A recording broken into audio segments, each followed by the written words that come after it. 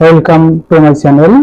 আমরা যারা প্রথম পর্বে ডাটা এন্ট্রি যে প্রোগ্রামটা দেখেছি, অর্থাৎ ডাটা এন্ট্রি যারা আমরা একবার নতুন, যারা প্রথম পর্বটা দেখেছি তাদের জন্য আজকে দ্বিতীয় পর্বে আমাদের ডাটা এন্ট্রি তিনটি টিপস নিয়ে আলোচনা করব।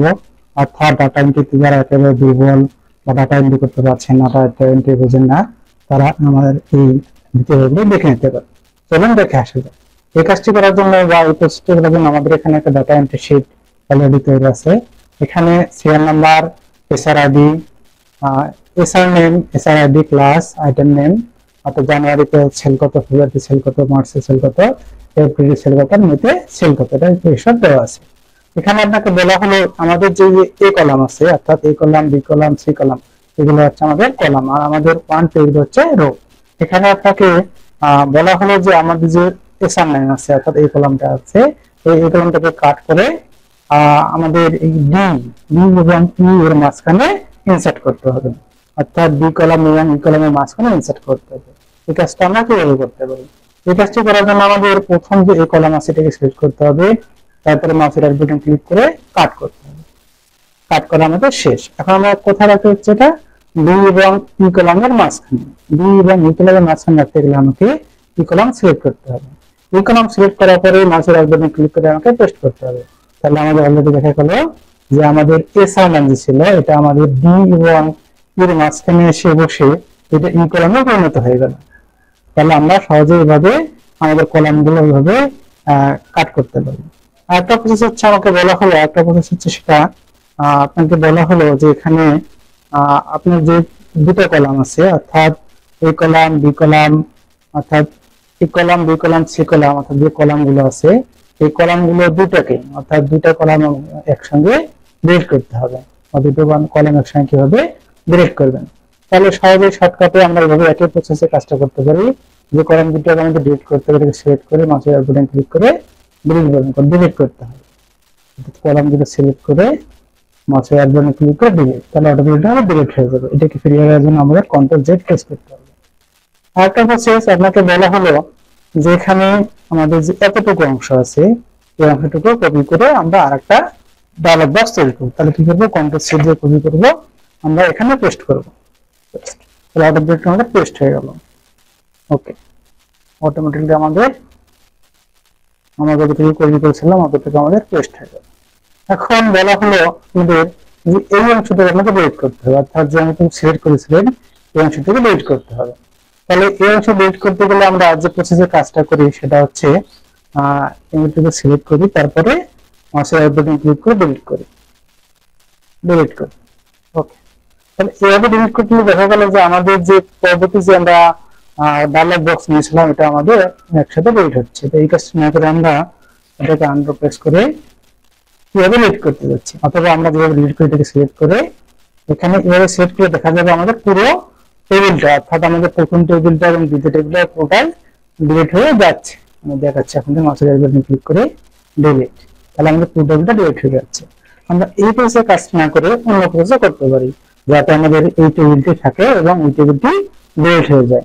তাহলে আমরা যে টেবিলটিকে ডিলিট করবো, অর্থাৎ যে অংশটাকে ডিলিট করবো সেই অংশটাকে সিলেক্ট করবো, তারপরে মাউসের রাইট বাটন ক্লিক করে ডিলিট।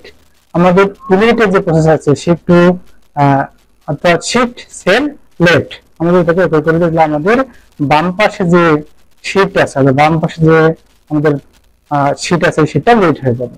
সেটাতে আমাদের কোন কাজটা করতে হবে, শিফট সেল আপ, আমাদের শিফট সেল আপে ক্লিক করে ওকে করে দিলে আমাদের উপরে যে অংশটুকু আছে এটাকে ডিলিট হয়ে যাচ্ছে, আমাদের বাম পাশে যে অংশটুকু আছে সেই অংশটুকু হয়ে যাচ্ছে।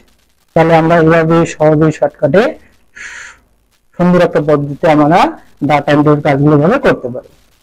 আমরা অন্য একটি প্রসেসে ডাটা এন্ট্রি প্রসেস দেখবো। আমাদের এখানে একটা শীট আছে, এখানে শীট দেওয়া আছে, এখানে বলা হলো আপনাদের এমন একটা ইন্টারভিউ দেওয়া আছে, অর্থাৎ এখানে আপনাদের কোনো বায়ার বা কোনো কোম্পানি আপনাকে এইভাবে একটা ডকুমেন্টস দেওয়া আছে, এই ডকুমেন্টসটাকে আপনাকে এক্সেলে টেবিল আকারে শো করতে হবে। অর্থাৎ টেবিল আকারে কিভাবে এটাকে শো করতে পারবেন বা শো করবেন সেগুলোতে আলোচনা করবো। এখানে হচ্ছে serial number, name, designation, salary, অর্থাৎ সিরিয়াল নাম্বার দেওয়া আছে, নেম দেওয়া আছে, ডেজিগনেশন দেওয়া আছে, স্যালারি দেওয়া আছে। এটাকে কিভাবে আপনারা টেবিল আকারে প্রকাশ করবেন, এক্সেল কিভাবে টেবিল আকারে প্রকাশ করবেন। আচ্ছা, তাহলে আমরা এখানে আমাদের যে টেবিল আছে অথবা এক্সেল শিট আছে এখানে আসবো, কার্সর এখানে রেখে আমরা যাব হচ্ছে ডাটা, ডাটা মেনুতে। ডাটা মেনুতে আসার পরে আমাদের যে টেক্সট আছে অর্থাৎ ডাটা মেনুতে আসার পরে আমরা এখানে দেখবো হচ্ছে ফর্ম টেক্সট। ডাটা মেনুতে আসার পর এখানে রেখে আমাদের যে আইকন গুলো আছে home, insert, page layout, formula, data, ডাটাগুলোতে আমরা ক্লিক করবো। ক্লিক করার পরে আমরা এখানে আছে ফর্ম টেক্সট, ফর্ম টেক্সটে ক্লিক করব। তারপরে আমাদের যে নির্ধারিত যে ফাইলটা ছিল সেই ফাইলটা ছিল হচ্ছে এক্সেল প্র্যাকটিস, এই ফাইলটাকে সেভ করে দেবো। সেভ করার পর আমরা করবো ইনপুটে ক্লিক করব। ইনপুটে ক্লিক করার পর আমাদের এখানে একটা ডায়লগ বক্স চলে আসবে। এখানে আমাদের ডিলিমিটেড থাকবে আর ফিক্সড উইথ, আমরা ডিলিমিটেড রেখে আমরা এখানে নেক্সট বাটনে ক্লিক করব। নেক্সট বাটন ক্লিক করলে আমাদের এখানে যে একটা ইন্টারফেস চলে আসে, আমাদের শো করতেছে এখানে serial number, name, designation, salary. আমাদের যে ডেলিমিটেড আছে এখানে আমরা ট্যাব না রেখে আদার্সে ক্লিক করব। আদার্সে ক্লিক করার পর আমাদের যে মাইনাস চিহ্ন আছে লেটার মাইনাস চিহ্ন প্রেস করে দেব। প্রেস করার পরে আমাদের এখানে দেখা যাচ্ছে যে আমাদের অটোমেটিক একটা শীট তৈরি আছে, আমরা এখানে নেক্সট করব। নেক্সট করার পরে ফিনিশ করে দেব, তারপরে ওকে। তাহলে দেখা যাবে আমাদের অটোমেটিক টেবিল আকারে আমাদের যে শীটটি ছিল সেটা টেবিল আকারে অটোমেটিক তৈরি হয়ে গিয়েছে। তাহলে আমরা শর্টকাটে সহজভাবে আমাদের ডাটা এন্ট্রি কাজগুলো করতে পারি। শর্টকাটে সহজভাবে ডাটা এন্ট্রি কাজগুলো করতে পারি। এখানে আমাদের serial number, name, designation, salary অর্থাৎ একবারে নিখুঁত ভাবে আমাদের যে ডকুমেন্ট ছিল ডকুমেন্টস নিখুঁত ভাবে অটোমেটিকলি আমাদের একটা টেবিল আকারে একটা বক্স তৈরি হয়ে গেছে, টেবিল আকারে ডাটা তৈরি হয়ে গেছে।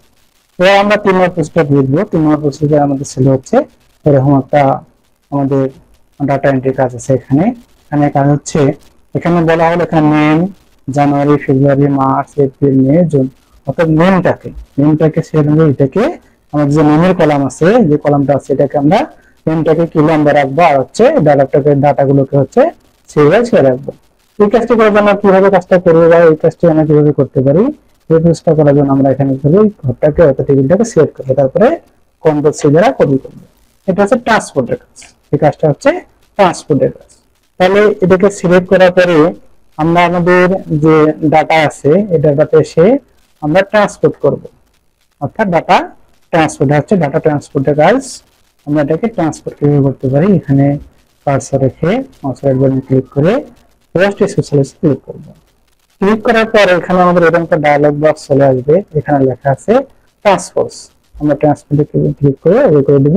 তাহলে আমাদের অটোমেটিকলি দেখে আমাদের ডাটাগুলো এভাবে অলরেডি তৈরি হয়ে গেছে। তার নেম অনুযায়ী নেমগুলো আছে এখানে, জানুয়ারি, ফেব্রুয়ারি, মার্চ অনুযায়ী অনেক মাসগুলো নিচে আছে, নেমগুলো করে ফেলে দিয়েছে। তাহলে আমরা সহজে শর্টকাটে ভাবে ডাটা এন্ট্রি কাজগুলো করতে পারবো বা সঠিক নিয়মে করতে পারবো।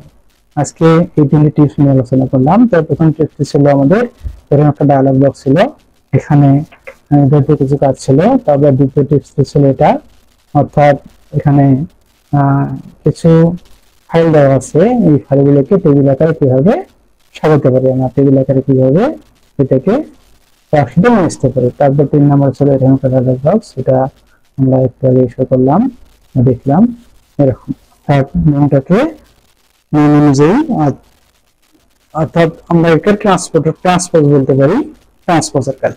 ওকে, ধন্যবাদ সবাইকে, ভালো থাকবেন, সুস্থ থাকবেন। নতুন নতুন ডাটা এন্ট্রি টিপস পেতে চ্যানেলটি সাথে থাকবেন।